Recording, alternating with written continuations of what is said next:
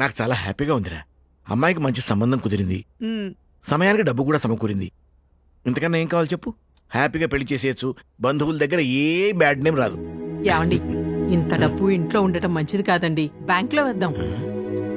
నిజమే. ఉమ్, రేయ్ నాన్నగారు. పంచి ఈ డబ్బు తీసుకెళ్ళి సరే. బ్యాంక్ లో నా అకౌంట్లో వేసి, ఓకేనా? సరే నాన్నగారు. రే ఆ, జాగ్రత్త, 10 లక్షలుంది.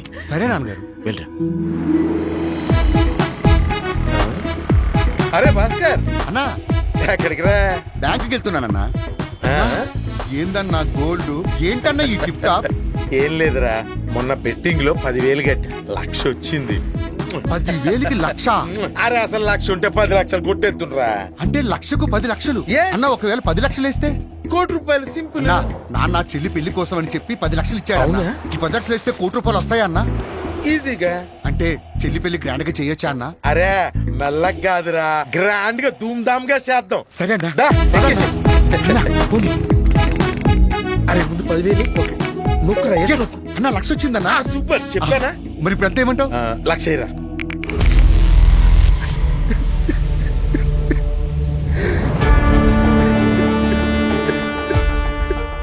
సారీ రా భాస్కర్. ఊరుకో అన్న, మొత్తం నువ్వే చేసావు.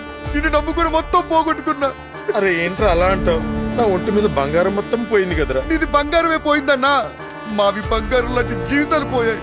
మా నాన్న మా చెల్లి పెళ్లికని దాచిన 10 లక్షల రూపాయలు పోగొట్టుకున్నా. ఈ విషయం తెలిస్తే మా నాన్న గుండాకి చచ్చిపోతాడు. మా చెల్లి జీవితం నాశనం చేశానన్నా. మా కుటుంబం మొత్తం రోడ్డున పడింది. లేదన్నా, నాకు బతికే అర్హత లేదు. నేను చచ్చిపోతానన్నా, నేను చచ్చిపోతా. భాస్కర్, దీనంతటి కారణం నేనురా. ఊర్లో ముఖం కూడా చూపించుకోలేను. పదరా, ఇద్దరం కలిసి చచ్చిపోదాం.